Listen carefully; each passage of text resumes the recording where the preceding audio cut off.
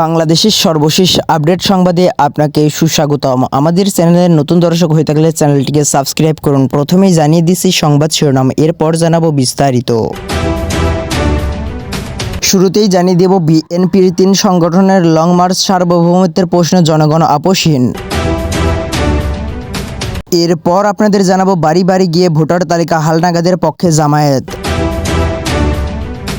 সর্বশেষ আপনাদের জানাবো ভারতের সঙ্গে সমমর্যাদার বন্ধুত্ব চায় বিএনপি। সুপ্রিয় দর্শক, এতক্ষণ শুনছিলেন সংবাদ শিরোনাম, এবার বিস্তারিত। বিএনপির ৩ সংগঠনের লং মার্চ সার্বভৌমত্বের প্রশ্নে জনগণ আপোষহীন। বিএনপির ৩ সংগঠনের আগরতলা অভিমুখে লং মার্চ কর্মসূচি থেকে দেশের বিরুদ্ধে যে কোনো ষড়যন্ত্র মানুষকে ঐক্যবদ্ধ হয়ে মোকাবেলা করার আহ্বান জানানো হয়েছে। গতকাল বুধবার বিকালে ব্রাহ্মণবাড়িয়ার আখাউড়া স্থলবন্দর মাঠের লং মার্চ শেষে আয়োজিত সমাবেশে যুবদলের কেন্দ্রীয় সভাপতি আব্দুল মোনাইম মোল্লা বলেছেন, বাংলাদেশের স্বাধীনতা ও সার্বভৌমত্বের জন্য এদেশের জনগণ যে কোনো ঝুঁকি নিতে প্রস্তুত আছেন।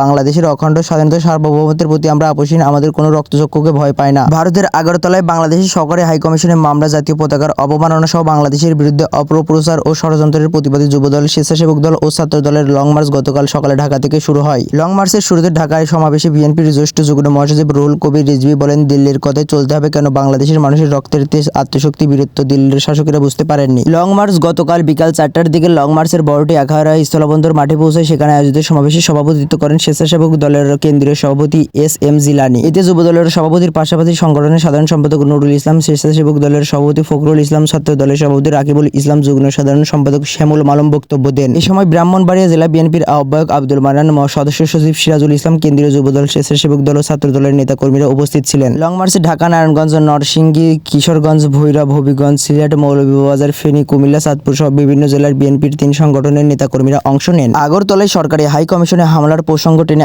আখাউড়া সমাবেশে যুবদলের সভাপতি আব্দুল মোনাইম বলেন, একটি রাষ্ট্রে হাই কমিশনারের নিরাপত্তা দেওয়ার দায়িত্ব ওই দেশের। ভারতীয় কর্তৃপক্ষ, রাষ্ট্র সরকার যেখানে ব্যর্থ হয়েছে, আমি এই কর্মকাণ্ডের তীব্র নিন্দা জ্ঞাপন করছি। তিনি বলেন, বাংলাদেশকে প্রতিবেশী রাষ্ট্র হিসেবে দেখতে হবে। আমরা সুস্পষ্টভাবে বলতে চাই, বাংলাদেশের বাইরে আমাদের কোনো প্রভু নেই। আমরা বন্ধু রাষ্ট্র হিসেবে প্রতিবেশীকে চিন্তা করি। শেখ হাসিনা ও তার দোসরদের ফিরিয়ে নেওয়ার জন্য ভারত সরকারকে বলতে অন্তর্বর্তী সরকারের প্রতি অনুরোধ জানান যুবদলের সভাপতি। তিনি বলেন, এখনো ভারতে অবস্থানকারী আওয়ামী সন্ত্রাসী যারা অবস্থান করেছে তাদের প্রত্যেককে ফিরিয়ে আনতে হবে। বাংলাদেশের স্বাধীনতার প্রতি যে দৃষ্টি দিয়েছে সেটিকে প্রতিহত করতে হবে। বাংলাদেশকে অভ্যন্তরীণ বিষয়ে বরাবর ভারত নগ্ন হস্তক্ষেপ করেছে বলে অভিযোগ করেন স্বেচ্ছাসেবক দলের সভাপতি এস.এম. জিলানী। তিনি সমাবেশে বলেন, সীমান্তে হাজার হাজার নিরীহ জনগণকে গুলি করে হত্যা করেছে ভারত। আমরা ভারতের কাছে এই সীমান্ত হত্যা বন্ধ চাই। আমাদের পানির ন্যায্য হিস্সা আপনাদের কাছে দাবি করছি। আমরা বাংলাদেশের মানুষ সবসময় বন্ধুসুলভ আচরণ করি। তিনি আরো বলেন, ভারতকে বলে দিতে চাই, এই প্রতিবাদ, এই লং মার্চ থেকে আপনাদের যদি শুভবুদ্ধির উদয় না হয় তাহলে স্পষ্ট করে বলে দিতে চাই, আমরা বাংলাদেশের প্রতিটি ইঞ্চি মাটির জন্য পাহারায় থাকবো। সুতরাং বাড়াবাড়ি করে লাভ নেই, দেশের প্রতি রক্তচক্ষু দেখে লাভ নেই। যুবদলের সাধারণ সম্পাদক নুরুল ইসলাম বলেছেন, আমাদের পররাষ্ট্রনীতি কি হবে তাও তারা শিখিয়ে দিচ্ছে। সমুদ্র সীমানার উপর স্যাটেলাইটের মাধ্যমে তারা নজরদারি করেছে। আমাদের আকাশের উপর দিয়ে বিমান চলে, এর টাকাও ভারত নিয়ে যাচ্ছে। প্রতি বছর আমরা জামদানি ও ইলিশ পাঠাই, কিন্তু তারা আমাদের ফেরানের লাশ উপহার দেয়, ফেন্সিডিল উপহার দেয়। সমাবেশ উপলক্ষে নিরাপত্তার জন্য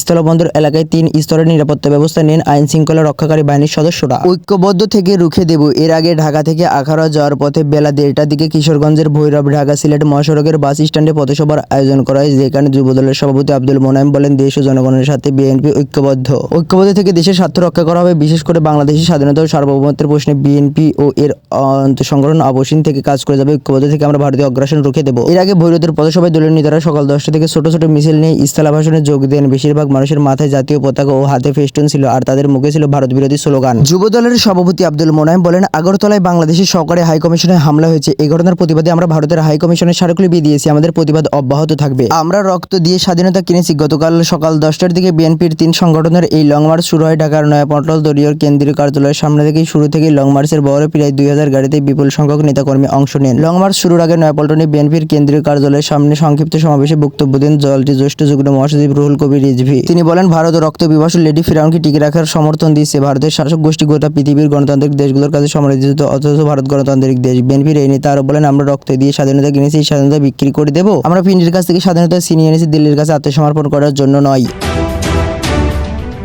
বাড়ি বাড়ি গিয়ে ভোটার তালিকা হালনাগাদের পক্ষে জামায়াত। আগামী জাতীয় সংসদ নির্বাচনের আগে বাড়ি বাড়ি গিয়ে ভোটার তালিকা হালনাগাদ করার পক্ষে বাংলাদেশ জামায়াতে ইসলামী দলটির আমির শফিকুর রহমান বলেছেন, পরপর 3টি জাতীয় নির্বাচন নামে প্রহসন করার দেশের মানুষ ভোটের প্রতি আস্থা হারিয়ে ফেলেছে। নির্বাচন প্রতি তাদের আস্থা ফিরিয়ে আনতে হবে, বাড়ি বাড়ি গিয়ে ভোটার তালিকা হালনাগাদ করতে হবে। আজ বুধবার সকালে রাজধানীর মগবাজারে আল ফালাহ মিলনায়তনে দলের কেন্দ্রীয় মজলিসে শুরার ও বার্ষিক অধিবেশনে জামায়াতের আমির শফিকুর রহমান এই কথা বলেন। তিনি অধিবেশনের সভাপতির বক্তব্যে বলেন, ভোটার তালিকা হালনাগাদ করতে জামায়াত যৌক্তিক সময় দেওয়ার পক্ষে। তিনি আরো বলেন, বিলম্বিত বা দীর্ঘায়িত সময় নয়, যৌক্তিক সময় দিতে চাই। জামায়াত বাড়ি বাড়ি গিয়ে ভোটার তালিকা হালনাগাদ করার কথা বলেও বিএনপি গত সোমবার সংবাদ সম্মেলন করে বলেছে, তারা নির্বাচনের আগে ভোটার তালিকা প্রণয়ন করতে বাড়ি বাড়ি যাওয়ার প্রয়োজন দেখছে না। দলটির উদ্যোগে গঠিত নির্বাচন সংস্কার বিষয়ক কমিটির প্রধান আব্দুল মঈন খান বলেছেন, তারা সত্যিকার অর্থে একটি সঠিক ভোটার তালিকা চান, কিন্তু এর জন্য বাংলাদেশের 18 কোটি মানুষের বাড়ি বাড়ি যাওয়ার প্রয়োজন নেই। বাড়ি বাড়ি যাওয়া অত্যন্ত সময় সাপেক্ষ, অপ্রয়োজনীয় এবং তাতে ভুল হওয়ার আশঙ্কা অনেক বেশি। প্রযুক্তির মাধ্যমে ভোটার তালিকা আপগ্রেডের কাজটি করা হলে তা নির্ভুল হবে। আজ জামায়াতের আমির বলেন, সুষ্ঠু নির্বাচনের অন্যতম মৌলিক দুটি বিষয়